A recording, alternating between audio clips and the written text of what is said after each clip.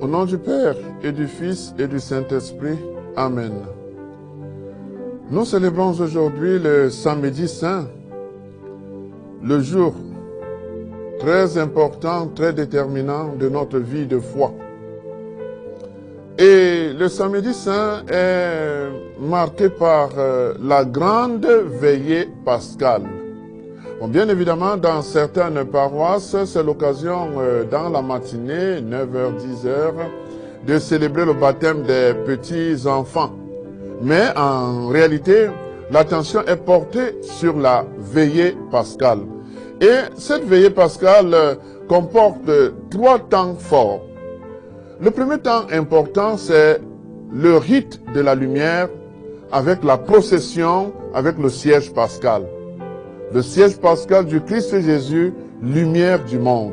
Lui qui vient éclairer nos ténèbres, qui vient dissiper les ténèbres du monde, qui vient dissiper les ténèbres du péché pour que nous suivions la lumière. Lui qui est la lumière du monde. Et donc, le rite de la lumière, la célébration avec le siège pascal, nous invite vraiment à suivre Jésus, la lumière du monde. C'est lui, Jésus, qui est notre lumière. C'est lui qui doit éclairer notre vie. C'est lui qui doit réchauffer notre vie. C'est lui qui doit guider notre vie. Et en même temps, comme nous le savons, tous nous prenons sur le siège pascal la lumière pour allumer aussi nos cierges. Et chacun d'entre nous devient donc, par le fait même, une lumière. Par conséquent, chaque chrétien doit être, partout où il est, une lumière qui éclaire, qui dissipe les ténèbres du mal. Le chrétien doit éclairer là où il est. Il ne doit pas être celui-là qui apporte l'obscurité, mais qui apporte la lumière. Ensuite, quand nous entrons dans l'église, il y a le grand chant de l'exultet. Vous voyez, l'exultet en réalité c'est l'annonce pascale, où l'église résume dans un mystère, un mystère de joie, la grandeur, la beauté, l'importance de la fête de Pâques, de la veillée pascale.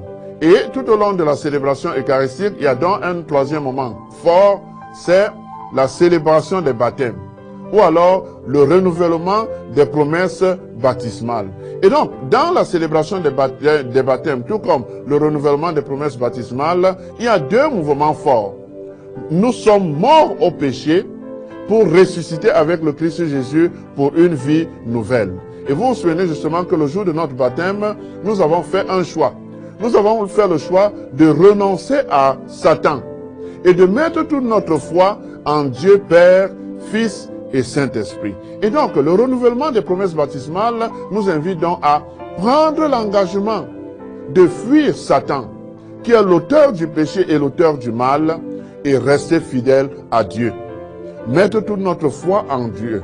Mettre toute notre confiance en Dieu, Père, Fils et Saint-Esprit. Et donc, la veillée pascale nous plonge dans ce grand mystère de notre foi où nous mourons au péché pour ressusciter avec le Christ Jésus pour une vie nouvelle. Donc, la célébration de la Pâque du Seigneur est dans ce passage-là. Voilà pourquoi on parle de la Pâque. Donc, on passe de la mort à la vie. De même que le peuple d'Israël est passé de l'esclavage en Égypte à la terre promise, le Christ Jésus aussi nous fait passer de la mort à la vie, du péché à la vie de ressusciter. Donc, désormais, après la célébration de la Pâque du Seigneur, nous sommes appelés vraiment à vivre comme de nouveaux chrétiens.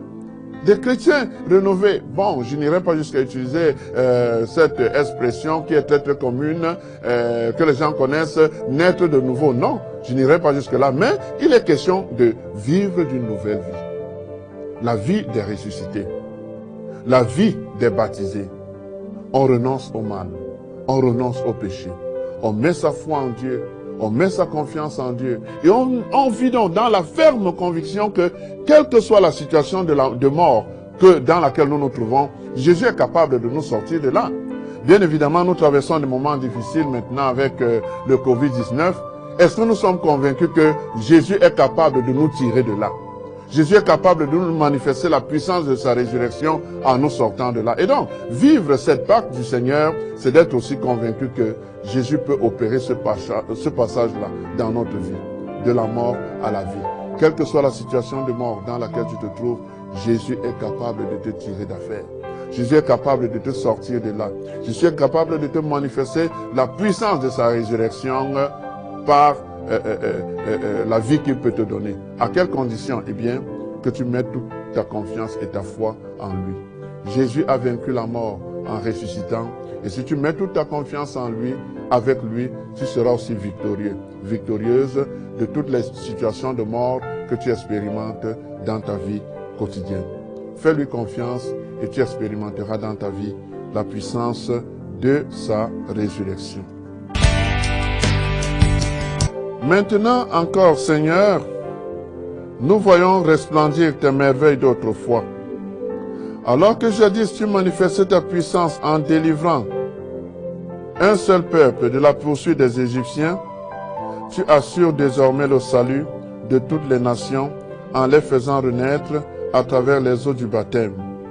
Fais que les hommes du monde entier deviennent des fils d'Abraham et accèdent à la dignité de tes enfants. Par Jésus le Christ notre Seigneur. Amen. Le Seigneur soit avec vous et avec votre esprit. Que Dieu Tout-Puissant vous bénisse, le Père, le Fils et le Saint-Esprit. Amen.